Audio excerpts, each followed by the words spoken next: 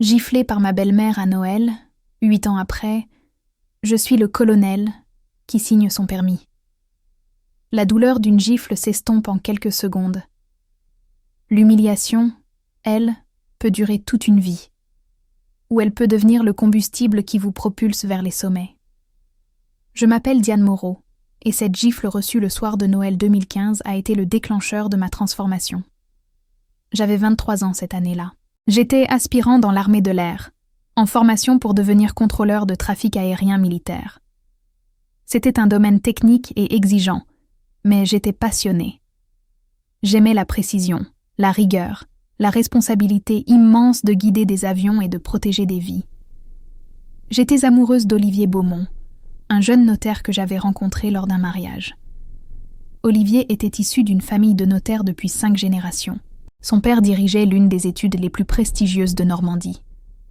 Sa mère, Monique Beaumont, était la fille d'un préfet, habituée au cercle du pouvoir. Et moi, j'étais la fille d'un plombier et d'une coiffeuse de Clichy-sous-Bois. Ma cité d'origine était régulièrement dans les journaux, mais jamais pour les bonnes raisons. J'avais échappé à ce destin grâce à l'armée, ma bouée de sauvetage. Quand Olivier m'a invitée à passer Noël chez ses parents, j'ai hésité longtemps. Je savais que nos mondes étaient incompatibles. Mais Olivier m'avait promis que tout se passerait bien, que sa famille m'accueillerait à bras ouverts. Il avait tort. Le manoir des Beaumont était situé près de Deauville, avec vue sur la mer. Une propriété immense, entourée de jardins parfaitement entretenus. Des voitures de luxe étaient égarées dans l'allée. Des domestiques en livrée s'affairaient partout. Monique Beaumont nous a accueillis dans le vestibule. C'était une femme grande et mince, habillée avec une élégance froide. Elle a embrassé son fils, puis m'a regardé de haut en bas. C'est donc elle, la militaire de banlieue. Le ton n'était pas une question, c'était une condamnation. Le dîner a été un exercice de cruauté sophistiquée. 20 convives étaient réunis autour d'une table immense, des notaires, des avocats, des magistrats. L'élite judiciaire normande au grand complet. Et moi, assise au bout de la table, invisible et silencieuse. Les conversations portaient sur des affaires, des successions, des propriétés. Parfois, quelqu'un me jetait un regard curieux, comme si j'étais un animal exotique. C'est au moment du champagne que Monique Beaumont a décidé de frapper. « Dites-moi, Diane, c'est bien ça? D'où venez-vous exactement ?»« De Clichy-sous-Bois, madame. » Un murmure a parcouru la table. Clichy-sous-Bois, la cité des émeutes, la banlieue difficile. Clichy-sous-Bois, a répété Monique avec un sourire narquois. Quelle surprise! Et vos parents, que font-ils? Mon père est plombier, ma mère est coiffeuse. Le silence était assourdissant. Plombier et coiffeuse. Elle a échangé un regard avec son mari. Robert, tu entends ça? Notre fils veut épouser la fille d'un plombier. Maman, s'il te plaît. Olivier a tenté d'intervenir. Tais-toi, Olivier. Cette conversation était inévitable. Elle s'est tournée vers moi. Écoutez, Diane, je vais être directe. Vous n'êtes pas de notre monde. Vous venez d'une cité, vos parents sont des gens simples. Comment imaginez-vous vous intégrer dans notre famille? Je n'imagine rien, madame. J'aime votre fils. C'est tout ce qui compte pour moi. L'amour. Elle a éclaté d'un rire méprisant. L'amour ne suffit pas dans notre monde, ma petite. Il faut de l'éducation, de la culture, des relations. Toutes ces choses que vous n'avez pas. J'ai senti la colère monter en moi. Je suis officier de l'armée française, madame. J'ai une éducation, j'ai une carrière, et j'ai la fierté de servir mon pays. Servir son pays. Quelle belle excuse pour ceux qui n'ont pas réussi dans la vraie vie. C'en était trop. Je me suis levée. Madame Beaumont, je refuse de me laisser insulter plus longtemps. Vos préjugés sur mes origines sont méprisables, et votre définition de la vraie vie est pathétique. C'est alors que c'est arrivé.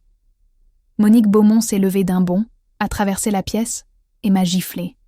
Fort, devant 20 personnes. La douleur a explosé dans ma joue. Le choc m'a fait reculer de 3 pas. Le silence était absolu. Comment oses-tu me parler ainsi dans ma propre maison? hurlait-elle. Tu n'es rien, rien, une petite racaille de banlieue qui essaie de s'élever au-dessus de sa condition. J'ai porté ma main à ma joue brûlante. J'ai regardé Olivier.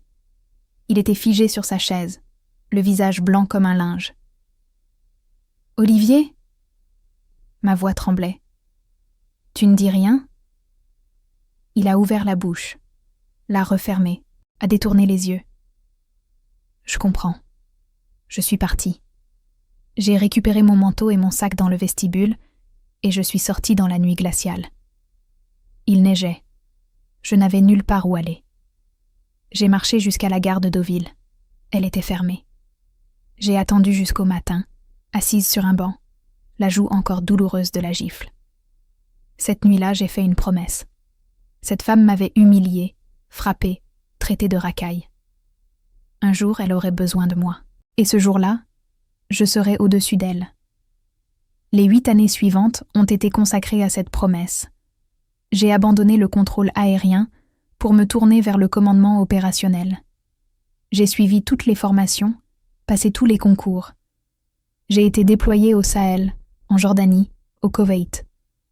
J'ai coordonné des opérations aériennes, géré des crises, sauvé des vies. À 28 ans, j'étais commandant.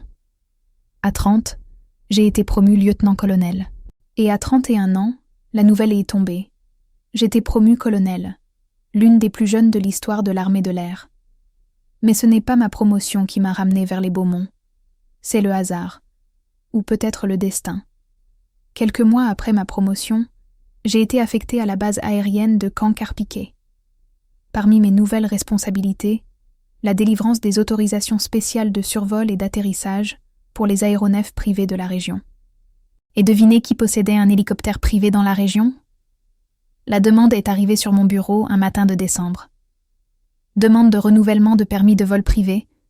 Monique Beaumont, résidente à Deauville. J'ai regardé ce nom pendant longtemps. 8 ans de souvenirs m'ont submergé. La gifle, l'humiliation, les larmes gelées sur mes joues.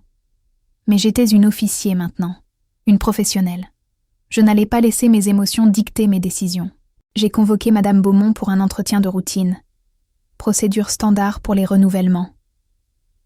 Elle est arrivée à la base un matin de décembre, exactement 8 ans après cette nuit de Noël. Elle était toujours élégante, mais les années avaient fait leur œuvre. Ses cheveux étaient aigris, son visage marqué par les rides. Quand elle est entrée dans mon bureau et qu'elle m'a vue, elle s'est figée. Mon Dieu, Diane, la petite, colonel Diane Moreau, Madame Beaumont, armée de l'air. Je suis responsable des autorisations de vol pour cette région. Elle est devenue livide. C'est impossible. Tu étais une simple aspirant. J'étais beaucoup de choses il y a 8 ans, madame, dont une jeune femme que vous avez giflée devant 20 personnes. Vous vous souvenez ? Elle s'est effondrée dans le fauteuil face à mon bureau. Ses mains tremblaient. Je ne sais pas quoi dire.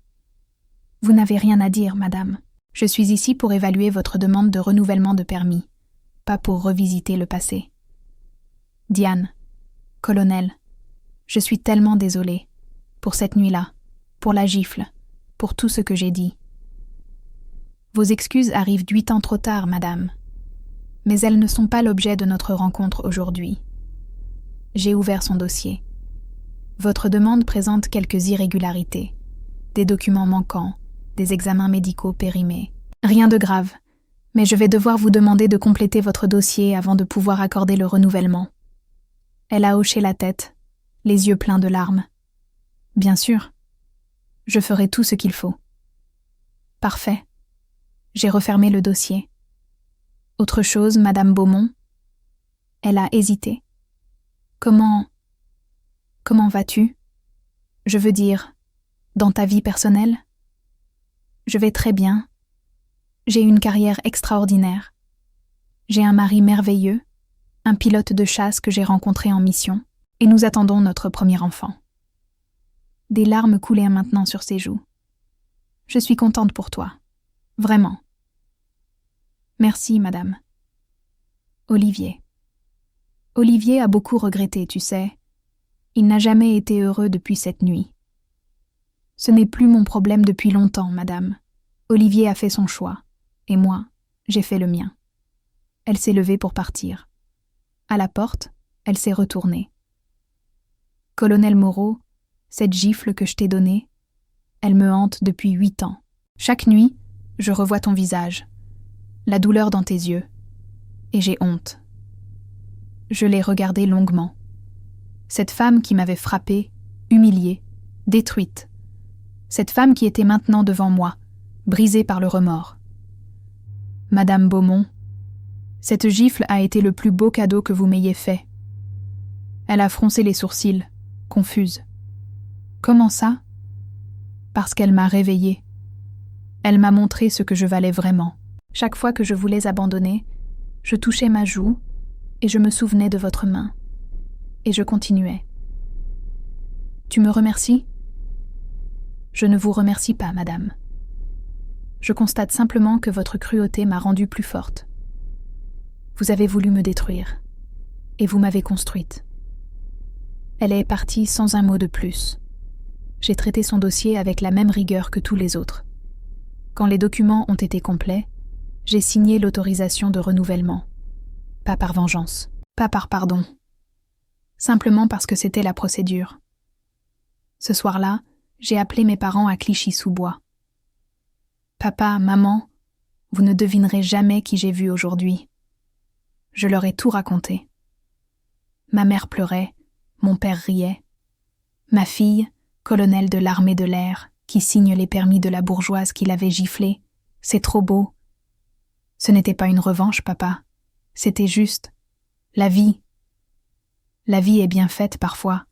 Ta mère et moi, on est fiers de toi. Pas parce que tu as retrouvé cette femme. Parce que tu es devenu quelqu'un de bien. Parce que c'est ça, la vraie revanche. Pas l'humiliation de l'autre. C'est de devenir tellement grand que les coups qu'on nous a portés ne peuvent plus nous atteindre. Joyeux Noël, Monique Beaumont, et merci pour la gifle. Elle m'a propulsée vers les étoiles.